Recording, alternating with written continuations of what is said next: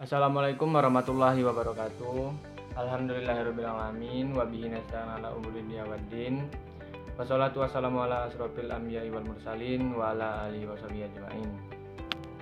Pertama-tama mari kita panjatkan puji syukur kita kehadirat Allah Subhanahu wa taala karena atas rahmat dan karunia kita semua bisa hadir dalam presentasi yang sangat bermanfaat ini. Kedua kalinya mari kita sanjung agungkan kepada Nabi besar kita Nabi Muhammad Shallallahu Alaihi Wasallam. Kami dari kelompok 10 yang beranggotakan saya sendiri Arif Effendi dengan NPM 2551020015 dan rekan saya.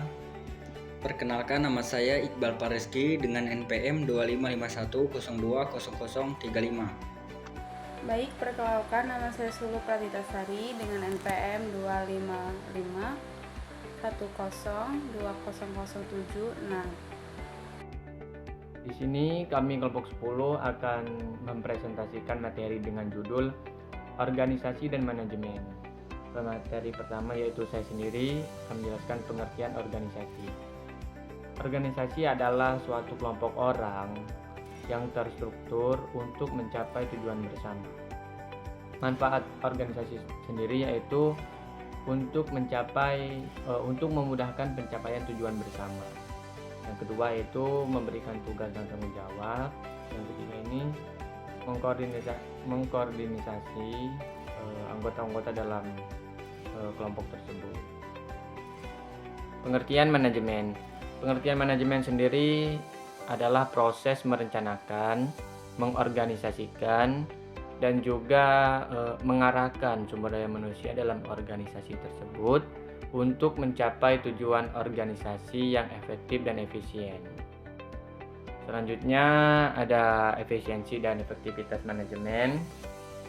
Jadi efisiensi ini adalah kemampuan mencapai hasil dengan penggunaan sumber daya yang sangat minimal seperti hemat biaya, hemat waktu dan tenaga gitu.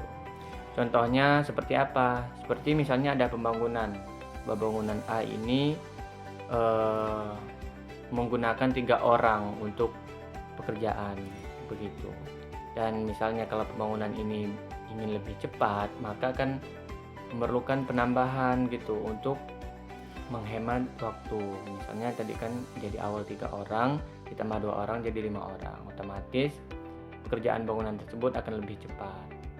Selanjutnya ada efektivitas. Efektivitas sendiri adalah kemampuan untuk mencapai tujuan hasil itu sesuai dengan yang sudah direncanakan gitu. Misalnya pembangunan si A tadi targetnya 1 bulan harus selesai. Jadi otomatis dalam 1 bulan itu harus selesai pembangunan tersebut. Oke, selanjutnya yaitu fungsi dan proses manajemen. Di fungsi manajemen ini terdiri dari yang pertama yaitu perencanaan atau planning, yaitu menetapkan tujuan dan cara mencapainya. Yang kedua ada pengorganisasian atau organizing, yaitu menentukan struktur, pembagian tugas dan juga penempatan gitu. Yang ketiga ada pengarahan atau piloting, yaitu memberikan komando, motivasi dan juga komunikasi kerjasama. Yang terakhir pengendalian atau controlling, yaitu memantau kegiatan dan juga menilai hasil dari awal ke akhir dan juga melakukan evaluasi atau koreksi.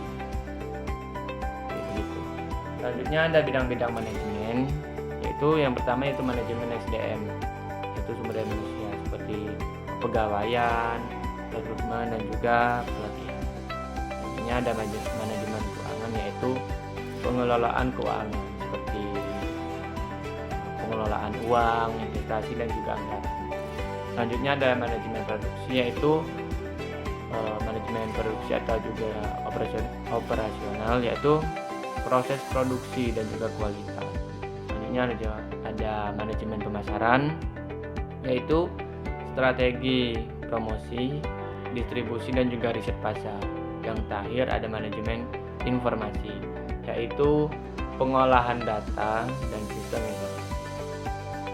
Jadi teman-teman sekalian, itu materi dari saya dan materi selanjutnya akan disampaikan oleh teman-teman.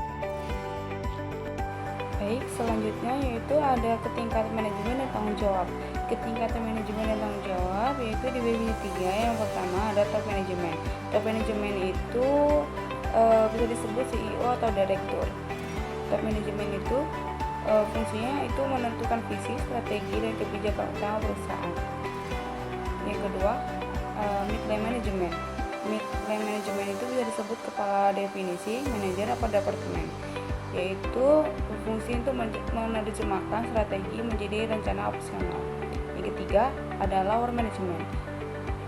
Lower management itu bisa disebut mandor, seperti mandor gitu ya, yaitu disebut untuk mengawasi pekerjaan sehari-hari dan membimbing karyawan secara langsung. Kemudian ada peran-peran manajemen. Peran manajemen juga sama aja di bagian 3. Yang pertama ada interpersonal, informasional, dan pengambilan keputusan. Interpersonal itu ada apa aja sih? Yaitu ada tokoh, psikologis, pembimbing, penghubung, dan pengelola sumber daya. Kemudian yang kedua ada informasional. Informasional itu ada pemantauan, penyebaran informasi, dan juru bicara. Kemudian ada pengambilan keputusan. Pengambilan keputusan itu ada wirausahawan, penyelesaian masalah, pengelola sumber daya, dan negosiator. Keterampilan manajemen, keterampilan konseptual, kemampuan memahami konsep besar, analisis dan pemecahan masalah. Keterampilan manusiawi, human skill, kemampuan bekerja sama, berkomunikasi, dan memimpin. Keterampilan teknis, kemampuan dalam bidang teknis tertentu, akuntansi, produksi, dan lain-lain. Kesimpulannya, organisasi adalah tempat orang bekerja sama untuk mencapai tujuan, dan manajemen adalah proses pengatur sumber daya agar tujuan itu tercapai secara efektif dan efisien. Manajemen berjalan melalui fungsi perencanaan, perorganisasian, pengarahan, dan pengendalian, serta dijalankan oleh manajer di berbagai tingkat. Untuk mencapai keberhasilan, manajer harus memiliki keterampilan konseptual, manusiawi, dan teknis. Mungkin itu saja presentasi dari kami kelompok 10. Apabila ada kesalahan kata, kami mohon maaf. Kepada Allah kami mohon ampun. Kami akhiri, wassalamualaikum warahmatullahi wabarakatuh.